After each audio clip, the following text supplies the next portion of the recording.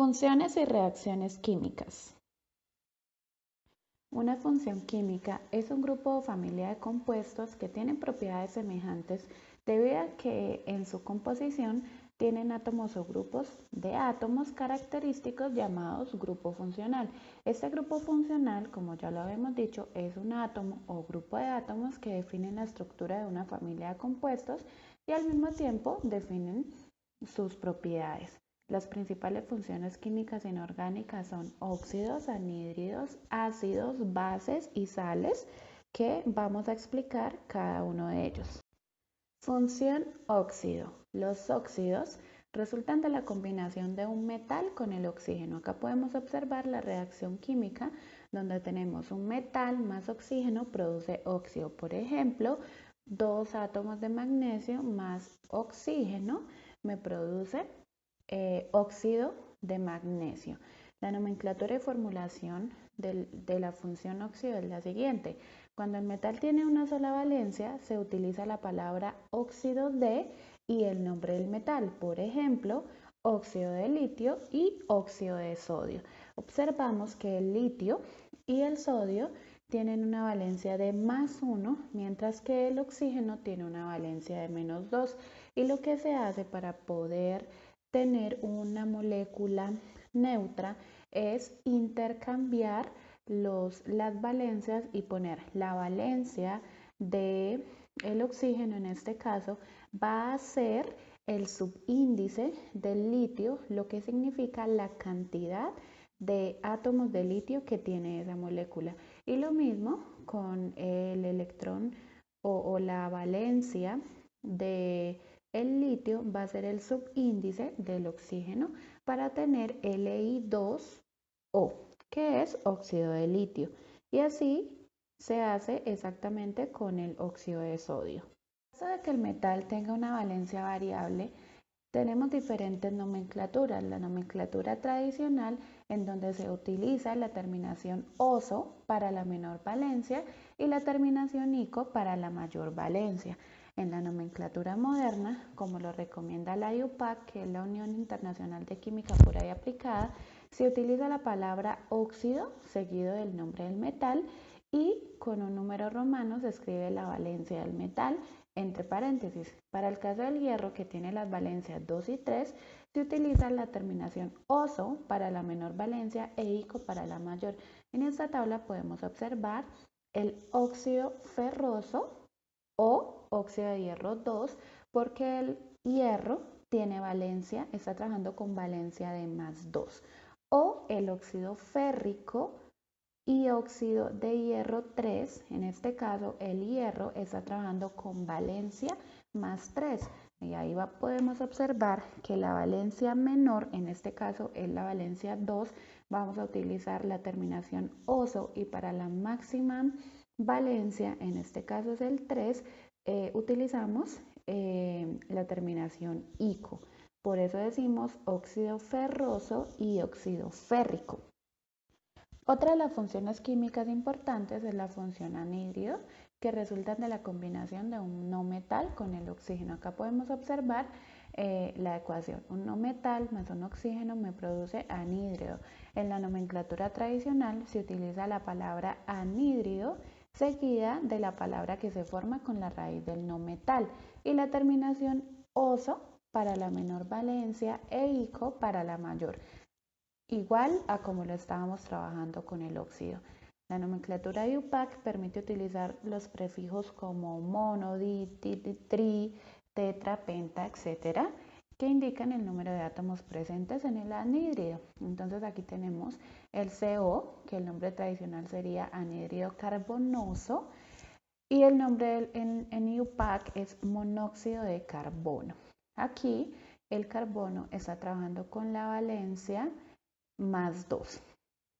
Y el anhídrido carbónico o dióxido de carbono, la valencia en este caso es de +4. Entonces observamos que la menor valencia utiliza la terminación oso y la mayor valencia la terminación ico.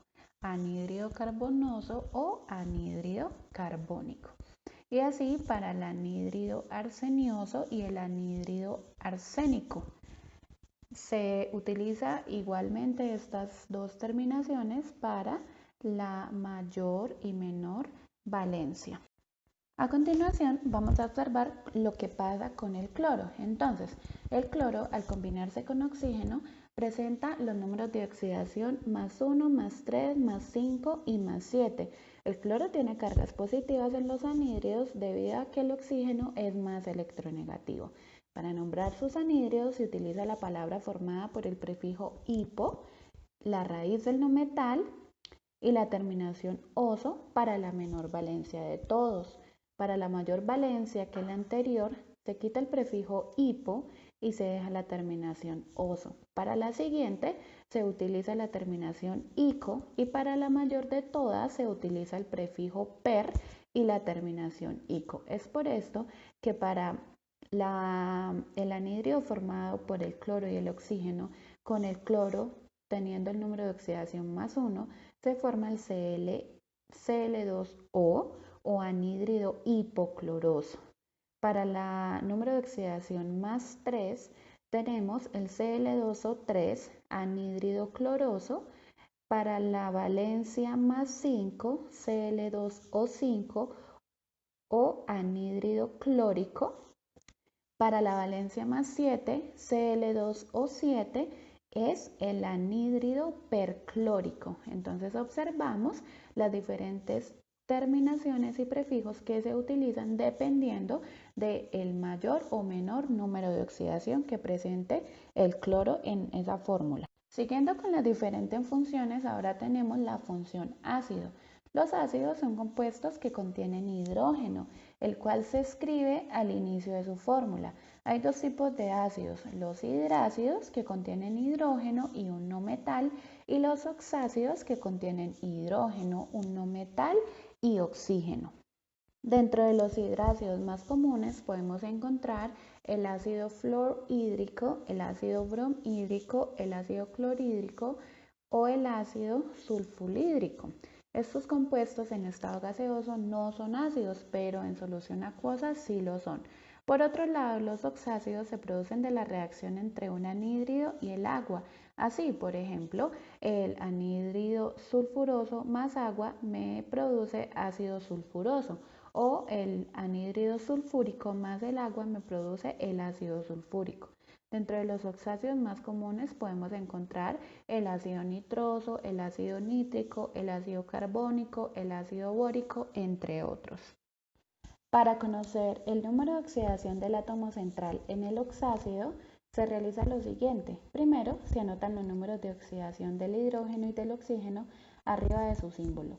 Estos números se multiplican por los subíndices correspondientes.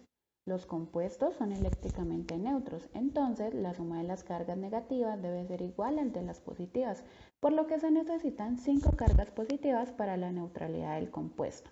+5 es el número de oxidación del fósforo. Función base o hidróxido. Las bases o hidróxidos se caracterizan por tener un radical OH- en su fórmula. Las bases resultan de la reacción entre un óxido y agua. Por ejemplo, el óxido de sodio más agua me produce hidróxido de sodio. Cuando el metal tiene un solo número de oxidación, las bases reciben el nombre de hidróxido de y el nombre del metal. Por ejemplo, hidróxido de litio, hidróxido de sodio, hidróxido de potasio o hidróxido de rubidio. Función sal. Una sal es el producto de la reacción entre un ácido y una base. Además de la sal, se forma agua. Esta reacción es llamada reacción de neutralización, ya que los ácidos y bases se neutralizan mutuamente. Las reacciones de neutralización son las reacciones entre un ácido y una base, con el fin de determinar la concentración de las distintas sustancias en la disolución. Estas tienen lugar cuando un ácido reacciona totalmente con una base produciendo sal y agua. Cuando una persona padece de acidez estomacal debido al exceso de ácido clorhídrico en el estómago, se le recomienda que tome leche de magnesia, ya que contiene hidróxido de magnesio que neutraliza el ácido del jugo gástrico. Y la reacción es la que vemos a continuación. Ácido clorhídrico más hidróxido de magnesio nos produce cloruro de magnesio más agua. Ese es un ejemplo claro de una reacción de neutralización. Una sal también se considera como un compuesto que resulta de la sustitución de los hidrógenos de los ácidos por metales. Hay dos tipos de sales, sales neutras y sales ácidas. Las sales neutras resultan de la sustitución total de los hidrógenos del ácido por metales. El nombre de la sal se deriva del ácido del cual procede y las terminaciones cambian de la siguiente manera. Si el nombre del ácido terminaba en hídrico, ahora la sal va a terminar en uro. Si el nombre del ácido tenía el prefijo hipo y su terminación oso, el nombre de la sal ahora será hipo y terminará en ito. Y así sucesivamente como se muestra en la tabla. Por ejemplo, el HCl, el nombre del ácido es ácido clorhídrico. Ahora para la sal se forma el NaCl y se va a llamar cloruro de sodio. El ácido hipocloroso, su sal se va a llamar hipoclorito de sodio. El ácido cloroso, la sal se va a llamar clorito de sodio. El ácido clórico, su sal correspondiente se llamará clorato de sodio y el ácido perclórico, su correspondiente sal se llamará perclorato de sodio. Ahora vamos a hablar sobre las reacciones químicas. Una reacción química es un proceso mediante el cual una o más sustancias se transforman en una o más sustancias diferentes. Las sustancias que inician la reacción y que se van consumiendo en el transcurso de la misma se conocen como reaccionantes o reactivos. Y las sustancias nuevas que resultan reciben el nombre de productos. En esta ecuación química vemos que el carbono y el oxígeno son los reactivos, mientras que el dióxido de carbono es el producto. Algunas veces es útil o es muy necesario ampliar la ecuación agregando el estado físico de las sustancias participantes y ciertas condiciones especiales. Por ejemplo, el óxido de mercurio en estado sólido, cuando le adicionamos calor, me produce mercurio en estado líquido y oxígeno en estado gaseoso.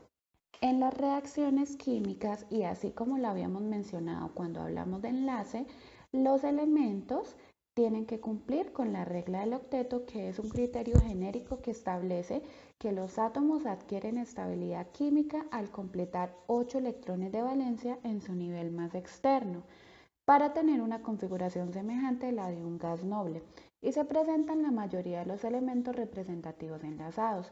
Los átomos pueden completar el octeto formando enlaces químicos ya sea iónicos o covalentes, y la regla del octeto solo se puede aplicar a los elementos representativos. Entonces acá tenemos el ejemplo del sodio con el cloro del sodio. En el sodio tenemos solamente un electrón de valencia, mientras que el cloro tiene 7 electrones de valencia. Aquí se forma un enlace iónico en donde cada uno de los elementos presentes en la reacción completa su octeto y cumple pues con la regla del octeto. Lo mismo pasa con el cloro y el azufre, pero en este caso se comparten electrones para poder completar su octeto formando enlaces covalentes. Para que una reacción química se lleve a cabo, debemos tener en cuenta que se involucran dos tipos de energías. La energía exotérmica, que es aquella que se produce cuando hay liberación de energía, y la energía endotérmica cuando hay absorción de energía. No todas las reacciones químicas ocurren simultáneamente. Cada una de ellas obedecen a diferentes parámetros o factores que afectan su velocidad y desarrollo. Y estos se pueden clasificar en: primero, naturaleza de los reactantes. Influyen en la velocidad, en la estructura electrónica de los átomos, en el ordenamiento espacial de las moléculas y en el tipo y número de enlaces. La superficie de contacto también es importante porque entre más pequeña sea la superficie de contacto, más rápida sea la reacción química y se define el tamaño de las partículas. Los catalizadores pueden acelerar o retardar las reacciones y la ventaja que tienen es que permanecen intactos en su reacción. Ellos modifican, pero no participan en la reacción. y la temperatura y la concentración son proporcionales a la energía cinética de la reacción. Cada sustancia tiene un contenido energético que simboliza con una H que significa entalpía. La diferencia de entalpía, que la vamos a mencionar como delta de H, entre los productos y los reaccionantes se denomina calor de reacción. Entonces, si el calor de reacción es positivo, la reacción es endotérmica. Y si el calor de reacción es negativo, entonces la reacción es exotérmica. Teniendo en cuenta todo lo anterior, entonces vamos a hablar sobre la estequiometría. La estequiometría es la ciencia que mide las proporciones cuantitativas o relaciones de masa de los elementos químicos que están implicados en una reacción química. También estudia la proporción de los distintos elementos de un compuesto químico y la composición de mezclas químicas. Tres importantes interrogantes pueden plantearse acerca de una reacción química. Primero, ¿qué cantidad de productos pueden obtenerse a partir de una cantidad dada de los reaccionantes? ¿Qué cantidad de los reaccionantes se requieren para obtener una cantidad dada de los productos? ¿Y qué cantidad de uno de los reaccionantes se necesitan para reaccionar exactamente con una cantidad dada de otro reaccionante? La base para resolver estos interrogantes es la ecuación química que nos indica la naturaleza de los reaccionantes y productos por medio de sus fórmulas, la proporción relativa en que aquellos participan por medio de sus coeficientes. La proporción relativa que existe entre reaccionantes y productos en una ecuación química se conoce como estequiometría de reacción. Los coeficientes de una ecuación nos permiten expresar la relación estequiométrica existente entre cualquier par de sustancias involucradas en una reacción. Esta relación se conoce como razón molar. Por ejemplo, para la reacción de síntesis de amoníaco, el nitrógeno reacciona con el hidrógeno para producir amoníaco. La ecuación nos indica que 1 mol de nitrógeno produce 2 moles de amoníaco, que 3 moles de hidrógeno producen 2 moles de amoníaco y 1 mol de nitrógeno reacciona con 3 moles de hidrógeno. La primera de estas relaciones podemos expresarlas por una de las siguientes razones molares. Entonces, 2 moles de amoníaco se producen por 1 mol de nitrógeno o inversamente. 1 mol de nitrógeno me produce 2 moles de amoníaco. De manera similar, de la segunda relación podemos obtener que 2 moles de amoníaco se producen por medio de 3 moles de hidrógeno o inversamente. 3 moles de hidrógeno producen 2 moles de amoníaco.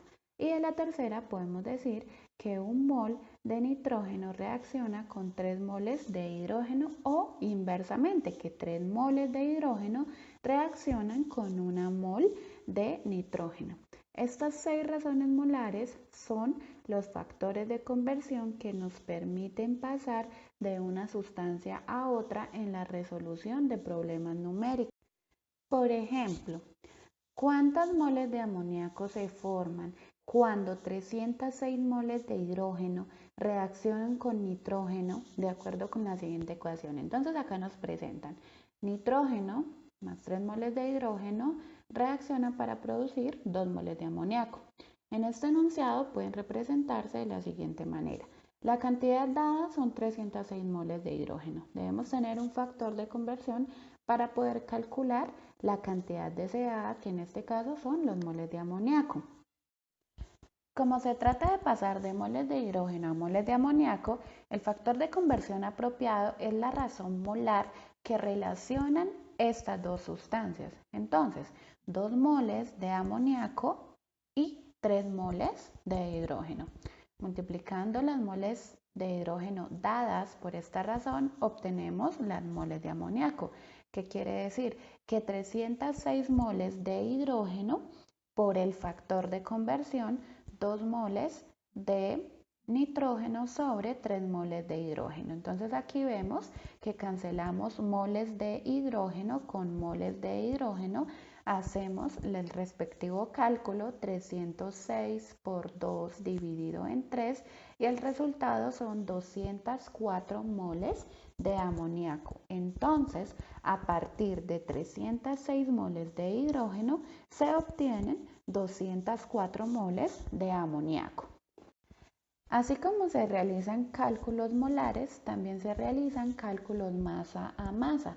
Estos cálculos son aquellos en que la cantidad dada y la cantidad requerida o deseada están expresados en términos de masa, comúnmente en gramos.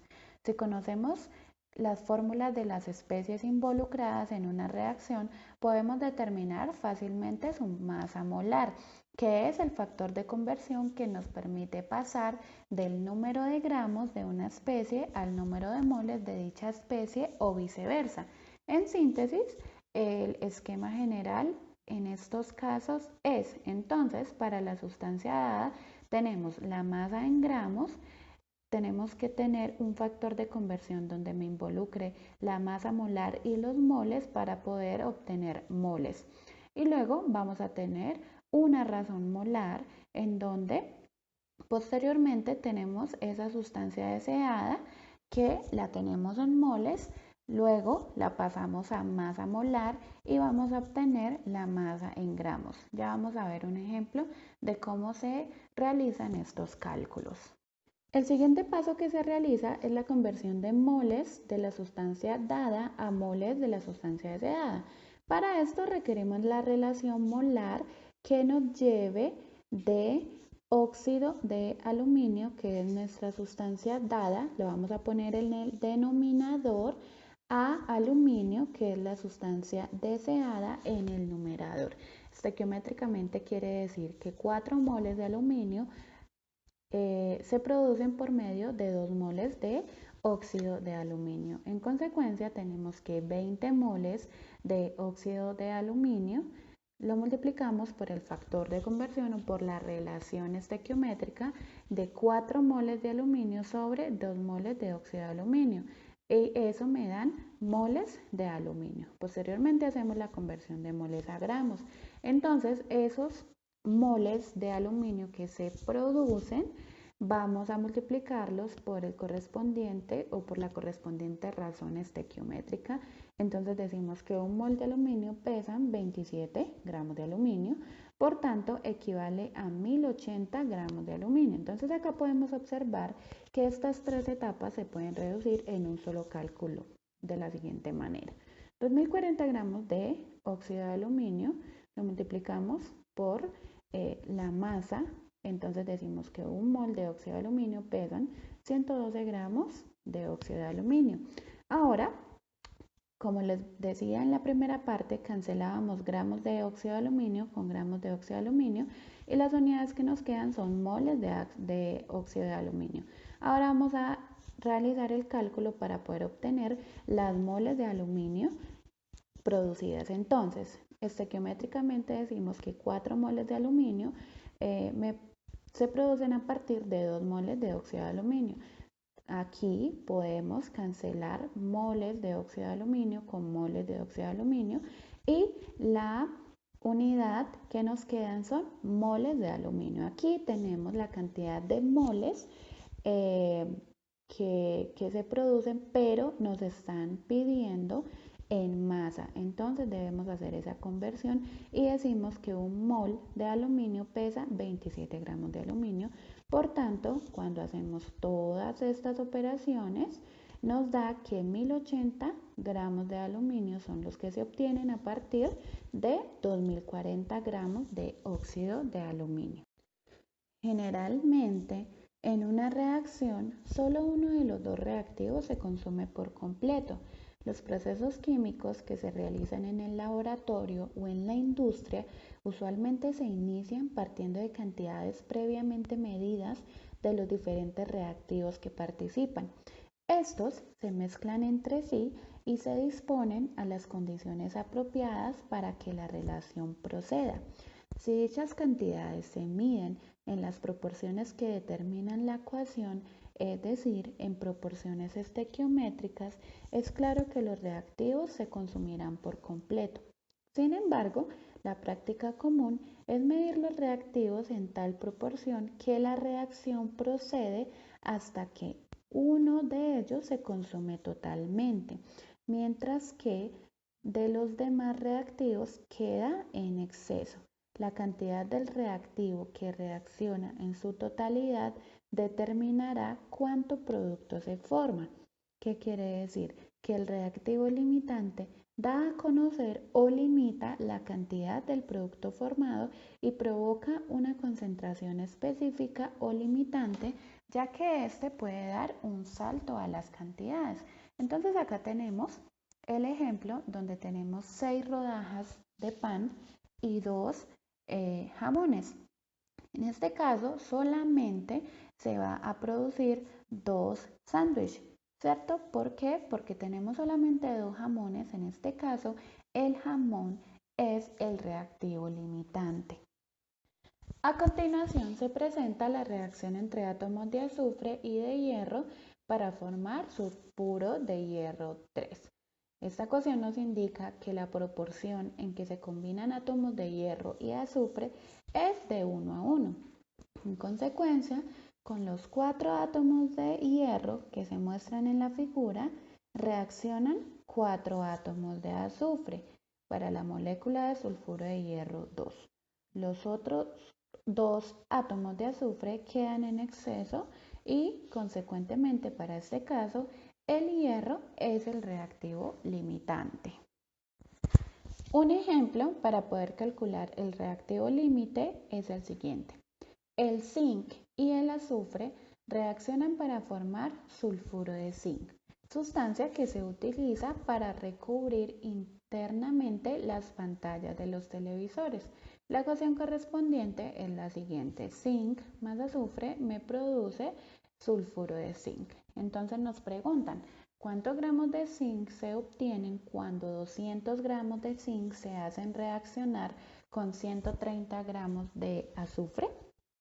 Para poder calcular la cantidad de sulfuro de zinc formado, es necesario primero averiguar cuál es el reactivo límite, ya que este es el que nos sirve de sustancia de partida o sustancia dada para la resolución del problema.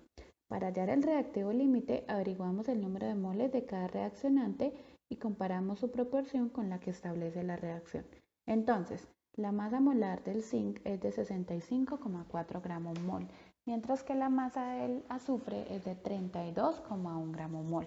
Entonces, para poder calcular el número de moles del azufre y del zinc, es necesario pasar esos gramos dados a moles. Entonces, 240 gramos de zinc, vamos a multiplicarlo por el factor de conversión, en donde un mol de zinc pesa 65,4 gramos de zinc.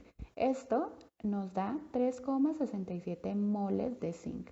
Lo mismo hacemos con el azufre. 130 gramos de azufre lo vamos a multiplicar por su factor de conversión, en donde decimos que un mol de azufre pesa 32,1 gramos de azufre. Por tanto, el resultado son 4,05 moles de azufre. La ecuación nos indica que la proporción es de un mol de zinc a un mol de azufre. En consecuencia, 3,67 moles de zinc reaccionarían exactamente con 3,67 moles de azufre. Como se dispone de 4,05 moles de azufre, es evidente que este es el reactivo que queda en exceso, o sea que el reactivo límite es el zinc, cuyas 3,67 moles se consumen por completo. Entonces, los datos que necesitamos para poder calcular es la masa molar del sulfuro de zinc, que en este caso es 97,5 gramos mol. Recuerden que el sulfuro de zinc es nuestra sustancia deseada. Entonces, la masa molar del azufre es de 65,4 gramos mol, que es nuestra sustancia dada. Entonces, vamos a partir de nuestro reactivo límite, que es el zinc. 3,67 moles de zinc, que equivalen a los 240 gramos de zinc. Entonces, 3,67 moles de zinc lo vamos a multiplicar por la razón estequiométrica que nos da la ecuación, en donde nos dice que un mol de sulfuro de zinc se forma a partir de un mol de zinc. Si cancelamos las unidades, moles de zinc con moles de zinc, nos quedan moles de sulfuro de zinc. Estos moles los tenemos que pasar ahora a gramos. ¿Cómo lo pasamos a gramos? Pues sabiendo que un mol de sulfuro de zinc pesa 97,5 gramos de sulfuro de zinc. Haciendo los cálculos correspondientes, nos da que se forman 357,5 gramos de zinc. ¿Esto qué quiere decir? Que cuando se parten de 240 gramos de zinc y 130 gramos de azufre, se obtienen 357,5 gramos